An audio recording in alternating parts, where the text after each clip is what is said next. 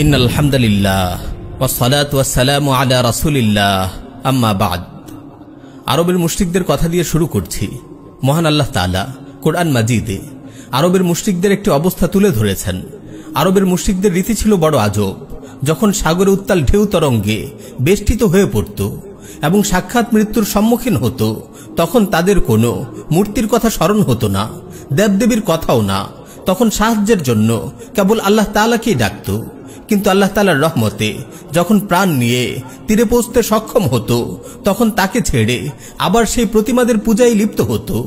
তাদের এই বিপরীতমুখী অবস্থা সম্পর্কে মহান আল্লাহ তাআলা বলেন, ফাইযা রাকিবু ফিল ফুলকি দাউল্লাহা মুখলিসিনা লাহুদ্দিন ফালাম্মা নাজ্জাহুম ইলাল বাররি ইযা হুম ইউশরিকুন। তারা যখন নৌকায় চড়ে তখন তারা আল্লাহকে ডাকে তার আনুগত্যে একনিষ্ঠ হয়ে, তারপর তাদেরকে উদ্ধার করে যখন স্থলে নিয়ে আসেন অমনি তারা শিরকে লিপ্ত হয়ে পড়ে। অন্যত্র তিনি আরো বলেন, وَإِذَا غَشِيَهُمْ مَوْجٌ كَالظُّلَلِ دَعَوُا اللَّهَ مُخْلِصِينَ لَهُ الدِّينَ فَلَمَّا نَجَّاهُمْ إِلَى الْبَرِّ فَمِنْهُمْ مُقْتَصِدٌ وَمَا يَجْحَدُ بِآيَاتِنَا إِلَّا كُلُّ خَتَّارٍ كَفُورٍ। উত্তাল ঢেউ তরঙ্গ যখন মেঘচ্ছায়ার মতো তাদেরকে আচ্ছন্ন করে, তখন তারা আল্লাহকে ডাকে ভক্তি বিশ্বাসকে তারই জন্য খালেস করে।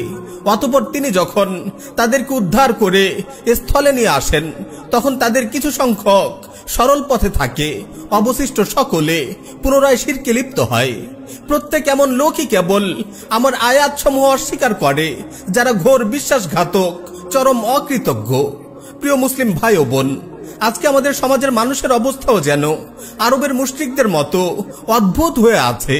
আমরা প্রচন্ড বিপদের সময় গভীরভাবে ইসলামকে আঁকড়ে ধরি, আল্লাহকে ডাকি এবং আল্লাহকে একমাত্র উদ্ধারকারী হিসেবে বিশ্বাস করে তার কাছে বিনীত হই।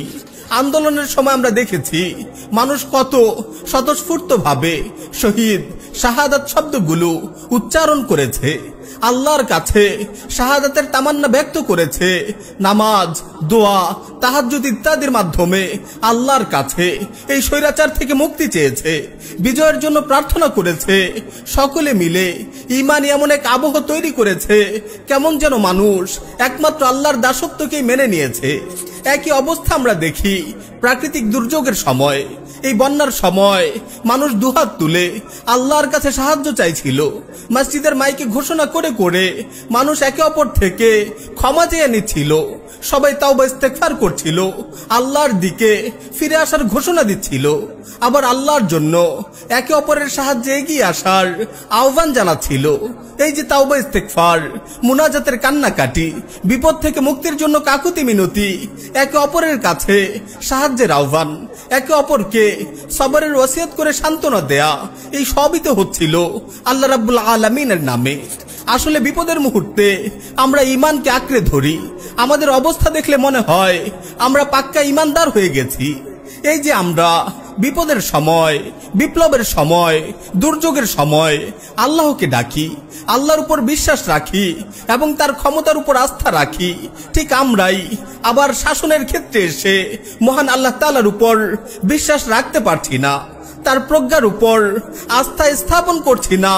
আমরা এখানে এসে আল্লাহকে ভুলে বসছি, তার দেয়া শাসন ব্যবস্থাকে প্রত্যাখ্যান করছি, তার শরিয়াকে অবজ্ঞা করছি। শাসনের ক্ষেত্রে এসে আমরা মানুষের তৈরি আইন ও সংবিধানের উপর বিশ্বাস ও আস্থা স্থাপন করছি, মানুষের বানানো শরিয়াকে কামনা করছি। আমরা দুঃসাহসের সাথে একথা বলে বেড়াচ্ছি, ব্যক্তিগতভাবে আমি মুসলিম হলেও শাসনের ক্ষেত্রে আমি আল্লাহর আইন চাই না, শরিয়া চাই না। এটা কি আমাদের দ্বিচারিতা নয়? এটা কি আরবের মুশরিকদের মতো আল্লাহর প্রতি আমাদের বৈপরীত্য নয়?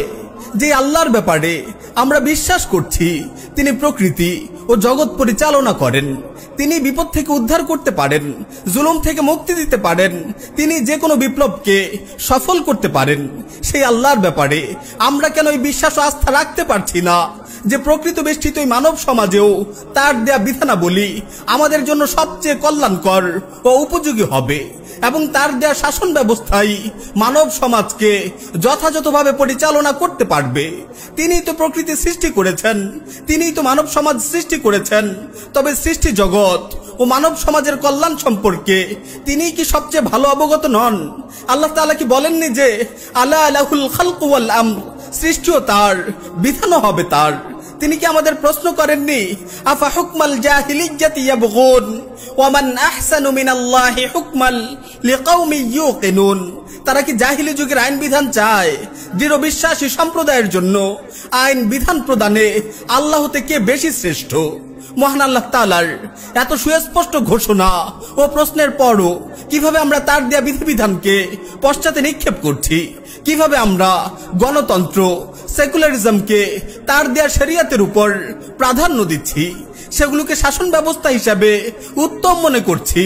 অথচ আল্লাহ তাআলা বলছেন, আমরা যদি প্রকৃতপক্ষে আল্লাহর প্রতি ঈমান আনি তবে আমাদের জন্য তার দেয়া জীবন বিধানই সবচেয়ে উত্তম ও কল্যাণকর হবে। তবে কি আমরা আল্লাহর প্রতি ঈমান রাখি না?